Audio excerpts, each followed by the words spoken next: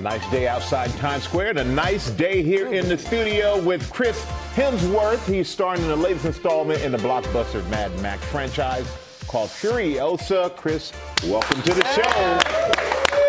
Good, great to see you. Before we get to the movie, we're going to talk about the last time you were in New York City. You were co-chairing the Met Gala. Yes, I was. What was that experience like? That was incredible. It was the first time I'd been, first time I was invited. Hopefully I'm invited back. And, we had a lot of fun. It was it's quite a strange process, you know. We have to, as co-chairs, greet everyone as they come up the stairs and welcome them in. Eclectic bunch of artists and athletes and musicians and actors and so on. So I love it. I love the whole experience and interacting with different folks from different industries, and got to have a dance, and you know, my wife was there and we had a lot of fun. It's cool. Speaking of your wife, nice little segue here. Thank you. The film is kind of like a family affair. Yeah. When we see your wife's name come up in the credits like that, what was that experience like working together? It's great. We've worked together a couple of times, and it's our date night. It's the only chance to get away from the kids. We have to go to work to spend some time together. No, it's fantastic. She actually plays two parts in there, so those of you with a curious eye could spot it. Your sons went to the Australian premiere. What did they think? They loved it. You know, my kids, at least no kids film first, I'll say that. they've seen behind the curtain so many times, the smoke and mirrors, and we're on set on various occasions throughout the shoot and causing as much chaos as the film itself represents.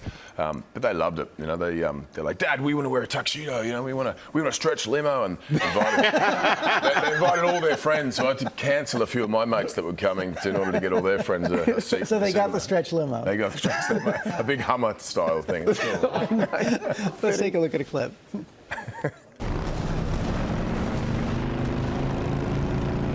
Do we open the gates?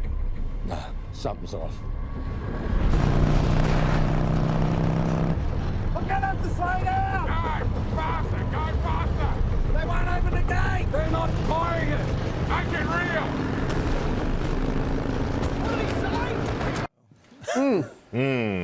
And you had to undergo a serious, physical transformation. Why was that important for this character?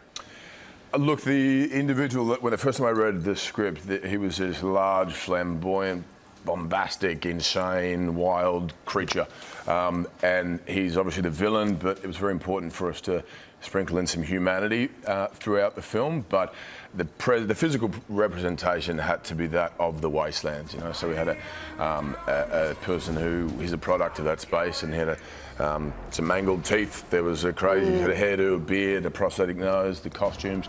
But again, it lends itself to the environment of the wasteland, and he was a larger-than-life individual, and it felt right to sort of take a swing as far as the physical transformation went. Yeah, and like many, you were a fan of this franchise for many years. You said this role was like a dream come true. How did being a fan first, how did that add into the experience? It makes it so much more enjoyable. You know, you come at it as a fan, as you say, and there's a different sort of enthusiasm and respect for the whole experience, and especially when every single person on the set, you know, some of the people that are involved in the first film 45 years ago are still there with George. One because of the love for George, but one for the love of the world. And so, you know, you have to remind yourself to sort of stay in character, because often they'd walk around like I was in a museum and go, oh my God, look at these cars, look at these motorbikes, these sets. And it had a wonderful, vivid nostalgia, because I grew up watching these films, and to step on set now and be a piece of the puzzle was a dream come true.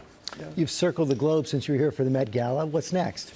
So we're here for a few days. Yeah, good question. I was in Australia a few weeks ago. We went to the Met Gala, then we went to LA, then we went to the Cannes Film Festival, flew in from London last night, and I go to Los Angeles for the Star Ceremony, Walk of Fame thing. Oh, congratulations, by the way. Congratulations. Yeah. So just to be clear, you're in New York. All right. I keep kind of pinching myself. I wasn't in my bedroom. I feel like I just woke up. There's cameras everywhere. Who are these people? But you'll get a little bit of a break after this, right? I do. Yeah, I have a couple of months at home, and I'll do a movie later in the year in LA. But for now, I'll just be home, reset, hang out with the kids, surf. Yeah, all the fun stuff. All the good stuff, which you deserve. You earned it. You earned it. Thank you so much for being here. Chris, Furiosa, a Mad Max saga, hits theaters this Friday. Make sure you check it out. And tomorrow, Furiosa herself, Anya Taylor-Joy, will be here. You got anything we should ask her? You can ask her what it was like working with. We